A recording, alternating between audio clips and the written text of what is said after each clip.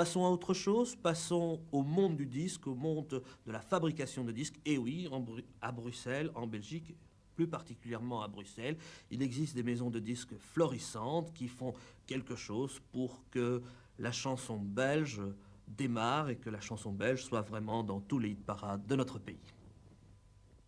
Fossy Queen, take one. Nous sommes ici dans un des nombreux studios d'enregistrement et de mixage de disques. On prépare un disque des Thomann Sound qui sortira dans 3 mois environ.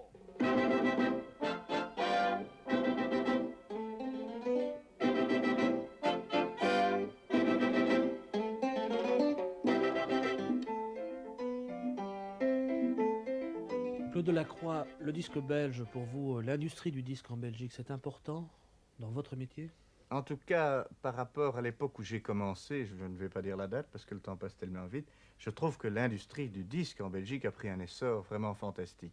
En 2 mots, à l'époque où j'ai commencé avec Jeunesse 67, je me suis trahi, j'ai donné la date, 66, 67, et puis Formule J, et puis maintenant avec Bruxelles 21, les choses ont vraiment changé du tout au tout. À l'époque, on venait nous trouver avec des disques qui étaient d'une qualité absolument médiocre, lamentable par rapport aux productions françaises ou anglaises ou américaines, et on notait le langage suivant: vous devez le programmer parce que vous avez le média qui est la RTBF, qui est un service public, donc votre mission est de programmer X% de disques belges. Mais ils étaient d'une qualité lamentable.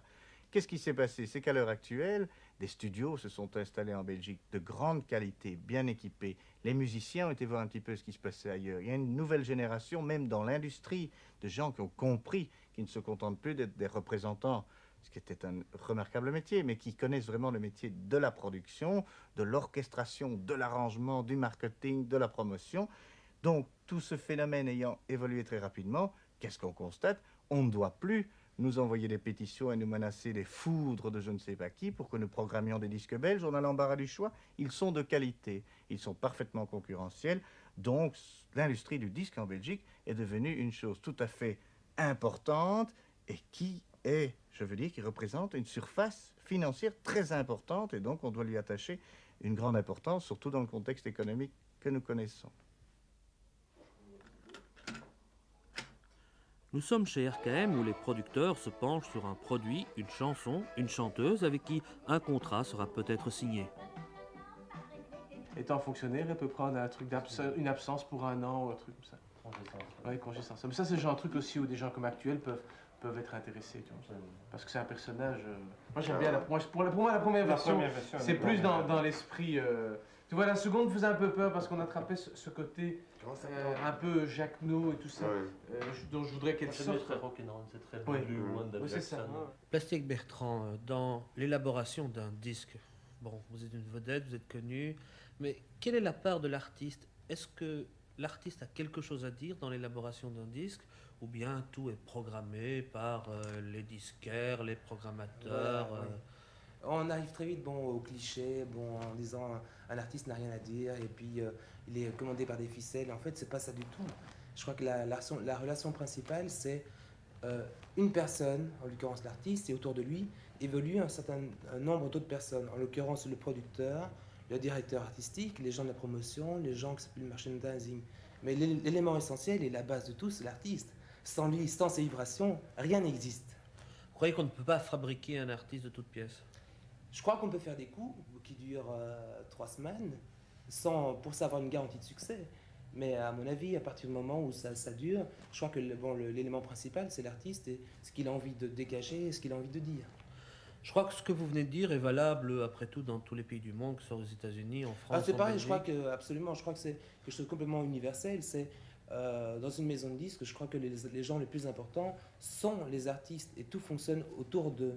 Le tout pour un artiste, c'est bien s'entourer. Je me répète, il faut absolument avoir le meilleur attaché de presse, le meilleur relation publique, le meilleur producteur, le meilleur arrangeur, le meilleur musicien. Mais le centre, la cheville ouvrière, c'est l'artiste. On ne peut rien inventer à part ça. Je suis poids léger, mais pas poids lourd. Et dans cette rue de Singapour,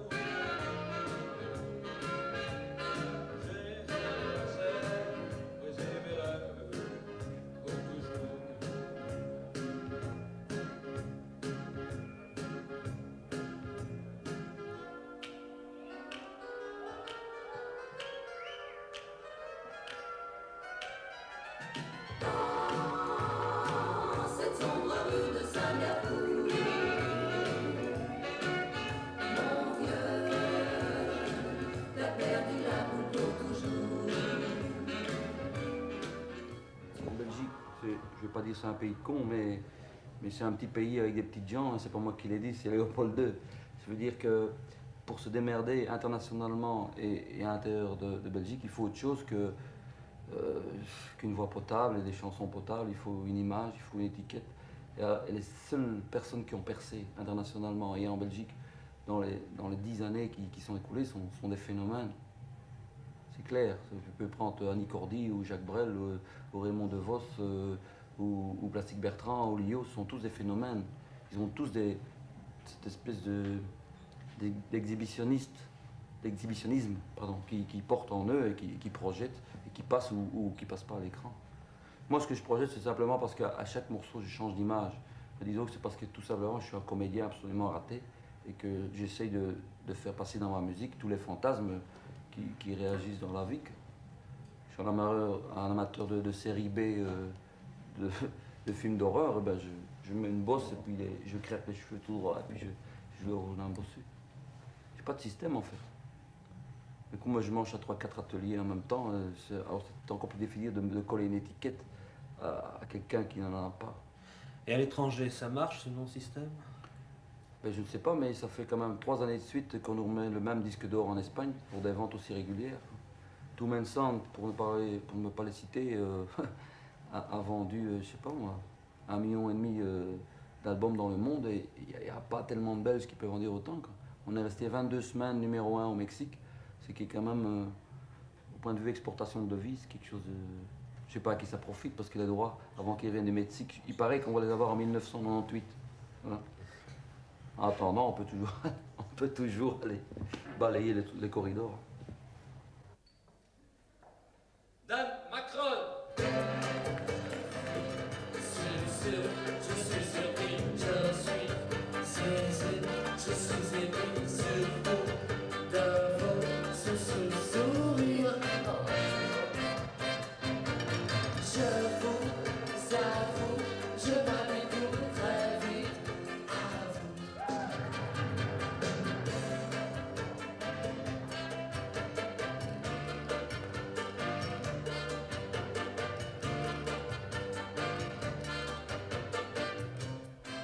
Roland Kluger, alors, quel est votre métier?